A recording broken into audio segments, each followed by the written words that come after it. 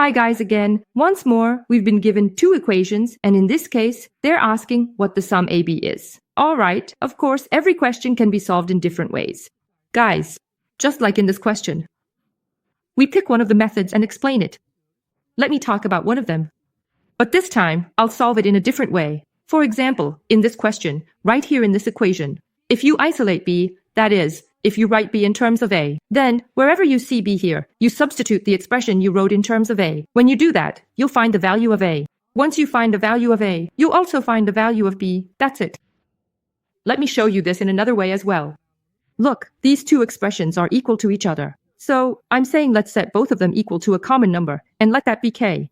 In other words, I'm converting it in terms of K. See? So what does this mean? It means a plus 3 is equal to K. B minus 4 is also equal to K. Aren't they right here, guys? Yes, so I can write K wherever I see plus 3. And I can write K instead of B minus 4 as well. Great. Now, those are gone. The denominators are equal. Add the numerators. And I added one of them. What is our common denominator? The value of K is equal to. If we do a cross multiplication here, the value of K becomes 2, guys. Are we clear? Now we can finally find A plus B. A plus 3 was equal to K. So it's equal to 2, guys. I sent the 3 to the other side as minus 3. From here, I subtracted 3 from 2 to find the value of A. So we get minus 1. Okay.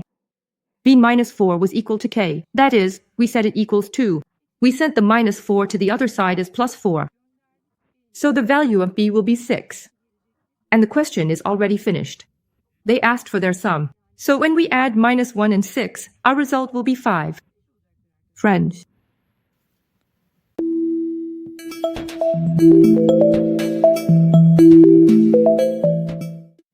Hello friends, we've been given two equations, in this case A and plus B, what is their product? If being asked. Alright, now, first, we're going to do a quick simplification here. Let's organize it and see. Let's do it quickly, as if we're doing cross multiplication like this. Let's continue and see. B times 1 is B. A times 1 is A. Divided by a times B, friends. AB will come out equal to, it's 1 over 4. Look, it's stated that the total value of a plus B is minus 2. And B plus A is the same way, right? So, the two will be equal to each other. Therefore, this part is minus 2. Alright. So, minus 2 over a times B equals. It's 1 over 4, guys. Let's do another quick cross multiplication like this. From a times B, we get AB, nice. From 4 times minus 2, we get minus 8. And they already asked us for the product A times B, friends. The product A times B is going to be minus 8.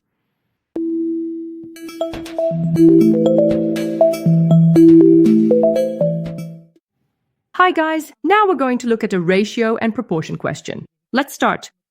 The numbers x and y are directly proportional to 2 and 7, respectively. What is the value of x? Now, if the numbers are directly proportional, friends, we immediately write x equals, let's say 2k, and y equals 7k. What are we going to do? Weave the values. Now we'll substitute into the expressions. Let's say 2 times 2k. We vote 2k wherever we saw x. 7. Let's say times 7k. These are equal under the square root, 27. Now, friends, look, aren't these perfect squares? 2 times 2 is 4. So how does it come out of the root? It comes out as 2. K stays inside the root. So it became 2 root k. There are 2 7s here as well. I took one of them out. There's 1 k left inside. It's equal under the root, 27. Now guys, in order to add or subtract radical numbers, the degrees of the roots and the numbers inside the roots must be the same. These expressions already fit this rule. So what do? We immediately add the numbers outside.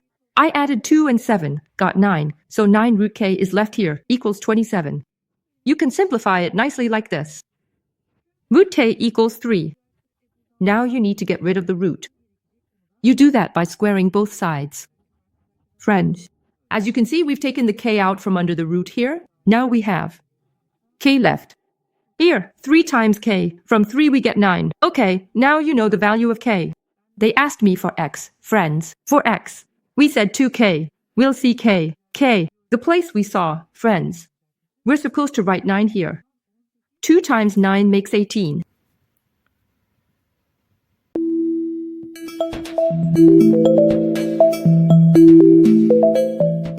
Hello friends, we've been given 3 equations for the real numbers x, y, and z. We're asked for the sum of x, y, and z. Pay attention. I equals. X is given as 3z. If I come here and substitute 3z for y, friends, if I write 3z, I can find the value of x.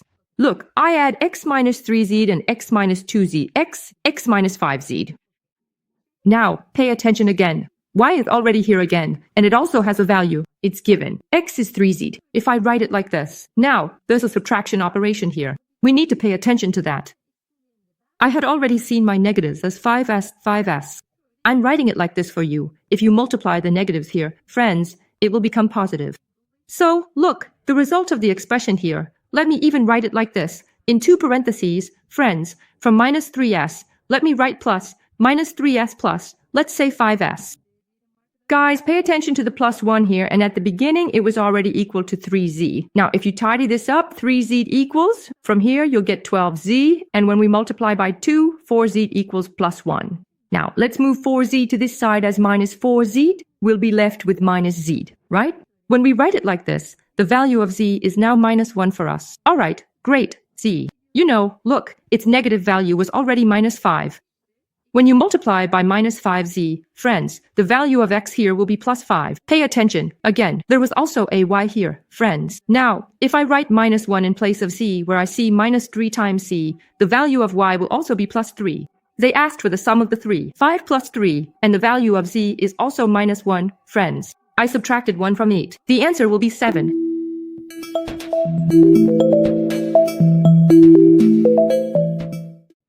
Hello guys, we're going to do a classic colorful solution. Now, they've asked us for the sum of x, y, and z. Now, when we look here, they've given us 3 equalities. We're going to solve these right away in pairs, friends. Now, what do we see here? We see z minus y. So if we just take this block right here, okay, friends? Let's write it like this. 4 plus 2y equals 2z minus 8, friends. Now, let's move the minus 8 to the other side as plus 8. That gives us a 12 here. Friends, the 2y. I also moved it over as minus 2y like this. If I factor out a 2 from here, I get z minus y. Right? See, this is exactly what I was trying to get to. If we simplify it nicely like this, we'll see that the value of z minus y is 6, friends. So if this part is 6. Now, 6 times x, friends. If we simplify these nicely, what will be the value of x here? If you simply divide 18 by 6, friends, then the value of x will be 3. Now, let's take this equation. Let's find y from here. Look, 3x plus 8 equals. It was 4 plus 2y. Wherever I see x, friends, let's write 3 plus 8 is equal to 4 plus 2y. 9 plus 8 from here, guys. It will be 17. We have a 4 from here. 2 years. Now when we send 4 to the other side as x4, 13 will come. So how would you find d now? Of course, you'll get rid of the floor count, right? Good. So, does that mean the value of y is 13 divided by 2 here? Yes, indeed. Now we know y as well. Let's put a mark like this. So, what are we going to do now? Let's find z. Where should we find it from? Let's find it from here. Actually, look. Z minus, guys. For y, we'll say 13 over 2 equals 6. If you move this to the other side, guys, it'll be 13 over 2. Right? As a plus. 2 times 6 is 12. Guys, if you add 12 and 13, you'll get 25 over 2. This is also the value of z, guys, of z. All right, nice. They asked me for the sum of the 3, guys. What did we find for x? 3. Your y, guys, is 13 over 2. And your z, guys, is 25 over 2. They wanted the sum. If we equalize the denominators and add the numerators, guys, 30, it'll be 38 over 2. This part is 38, guys. When we say 38 divided by 2, we'll get 19. So, from 3 plus 19, our answer will be 21.